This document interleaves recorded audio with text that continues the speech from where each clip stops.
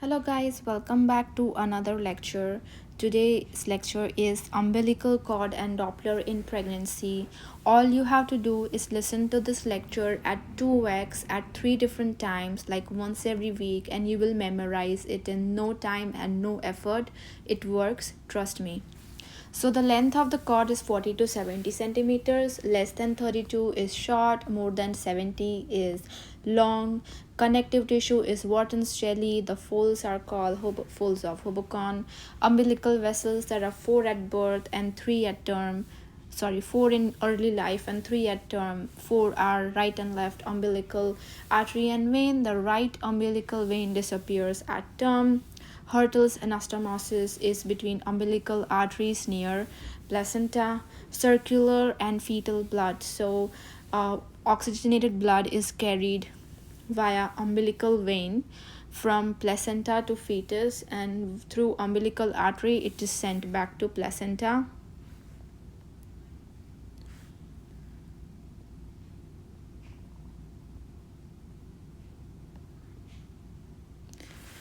All of them have low resistance and low pressure. No difference. Even placenta has the same. Umbilical artery-Doppler. There is no regulation, no nerve supply of its own for the umbilical artery, but it reacts to the vasodilation and vasoconstricting factors present in the maternal blood. Normal findings of umbilical artery-Doppler is forward flow in systole and diastole both. So in both systole and diastole, the blood keeps being pushed forward. As pregnancy advances, decreased peripheral vascular resistance in umbilical artery in response to progesterone, and so the forward flow during diastole is increasing furthermore. So in normal circumstances also there was forward flow in systole and diastole. As pregnancy advances, the diastole curve will increase, as you can see here.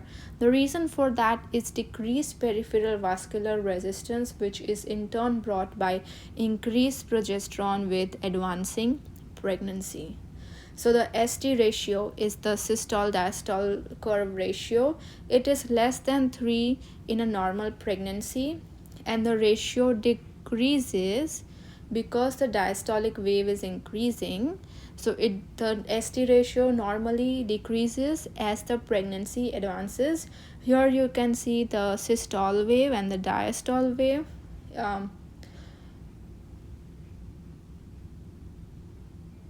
In the umbilical artery Doppler. Uteroplacental insufficiency, UPI. Resistance in placenta is high.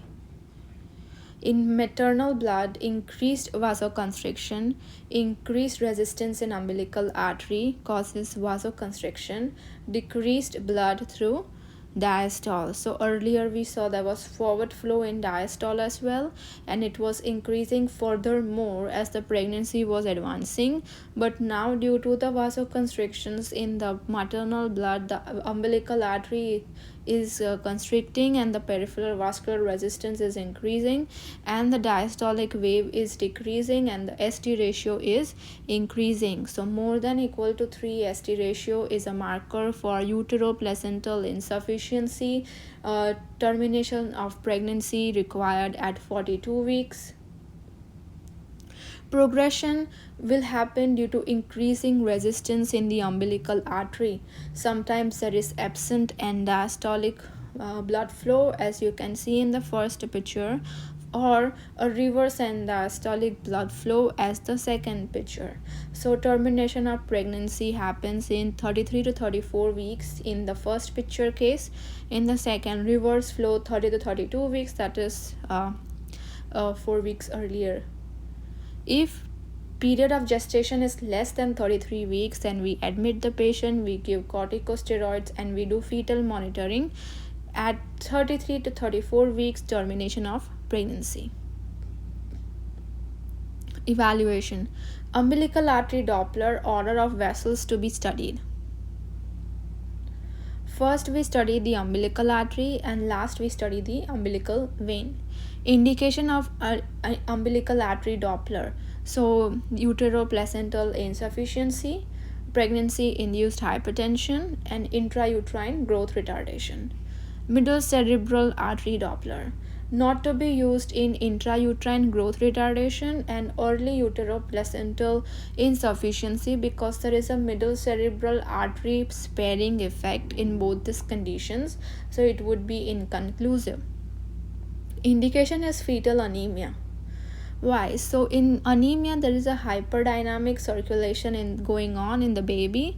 There is a increased peak systolic velocity by middle cerebral artery more than equal to 1.5 mom. A significant fetal anemia can cause fetal heart failure. So here you can see that in polycythemia, peak systolic velocity of middle cerebral artery is decreased by 0.8. So polycythemia is like the reverse condition of fetal anemia. So in fetal anemia, PSV increased by 1.5 and in polycythemia it is reduced by 0.8. So when you have the twin transfusion syndrome, then you do a middle cerebral artery Doppler, and for the donor twin the PSV will increase 0.15 and for the recipient twin it will decrease 0.8. Conditions associated with fetal anemia: parvovirus B10 infection, twin transfusion syndrome, donor twin anemia, recipient twin polycythemia, Rh isoimmunized pregnancy. Single umbilical artery defect. Feature: most common vascular anomalies. Significant finding associated with gross congenital anomalies. Most common is renal system. Most common major anomalies is cardiovascular system. Investigation: single umbilical artery on Doppler, ultrasound for GCA. If GCA is present, then do karyotyping. If GCA is absent, then no need for karyotyping. Predisposing factors of a single uterine artery. So what are the risk factors where you can find a single uterine artery instead of two? Twin pregnancy and diabetes in pregnancy. Note: high risk pregnancy. So in high risk pregnancy, you have to start fetal monitoring from 32 weeks.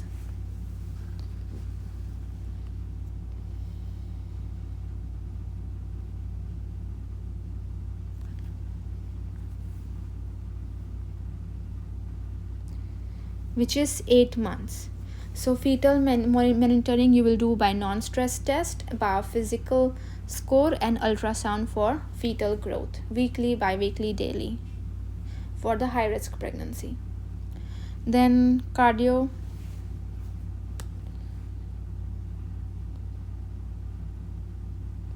CTG,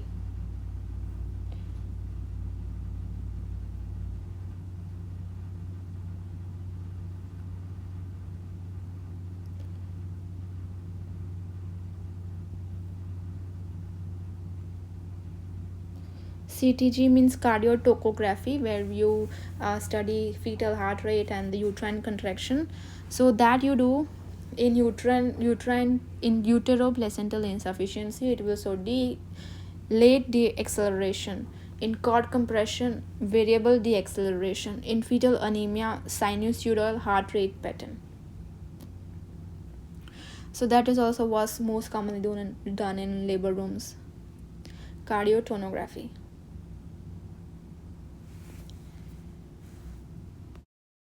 Next topic is antenatal care. Please go to my next video.